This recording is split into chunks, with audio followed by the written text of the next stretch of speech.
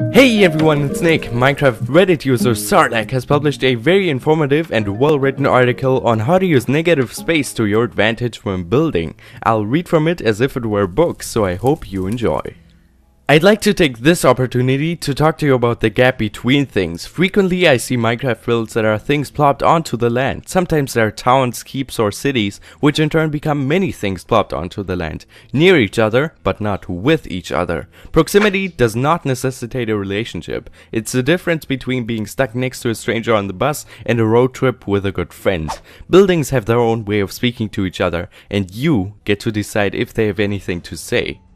This demonstration starts with creating an alleyway between two industrial buildings. The city is old, has been built and rebuilt over the ages, leaving it with numerous nooks and crannies and back passages. To get that quality, I had to start with the gaps and let that shape the buildings. This may seem like a backwards way of designing, but the space was too important to be left as an afterthought. First order of business is to break the flat ground plane. Space is three-dimensional and flat is too clean for a city like this one. An early doorway also helps to establish the presence of the first building. A small bridge across the alley allows for circulation to cross the original narrow path and creates a third level to work with later. This will be used for defining building number 2.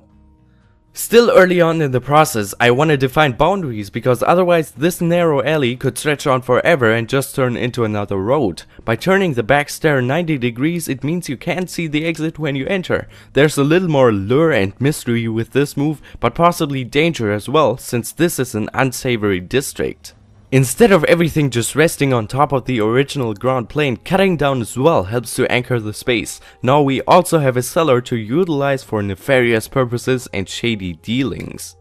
Enough has been built to start a facade for the first building. Materials so far are simple: cobblestone, stone, slab, stone brick and granite. Wood accents will be added to give a little life and just a touch of warmth. The bridge across now gets to define building number 2. In the back is technically building number 3, but it's really just serving as a backdrop. For the alleyway to feel properly narrow, the proportions needed means this space gets rather tall. To help enclose the alley even more, and because bridges are awesome, a 6th circulation path is added up top. What's really cool about this one is that you can't even access it from below. When I design the interior of these buildings later, I'll have to consider how to get up here from each side. Roofs going up on buildings 2 and 3, which are deliberately at different heights to avoid uniformity and too many clean lines.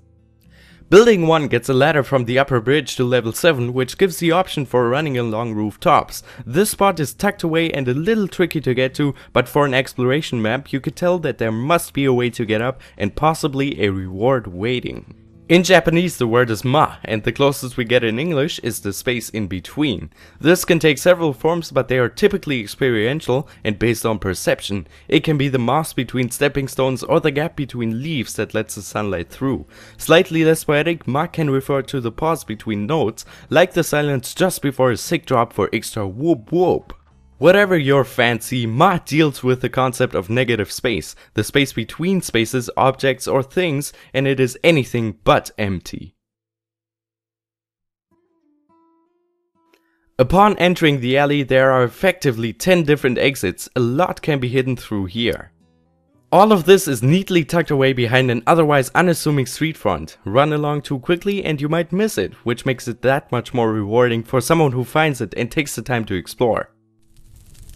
It was night again. The Waystone Inn lay in silence. If there had been a wind, it would have sighed through the trees, set the inn sign creaking on its hooks, and brushed the silence down the road like trailing autumn leaves. If there had been a crowd, even a handful of men inside the inn, they would have filled the silence with conversation and laughter, the clatter and clamor one expects from a drinking house during the dark hours of night. If there had been music, but no, of course there was no music. In fact, there were none of these things, and so the silence remained.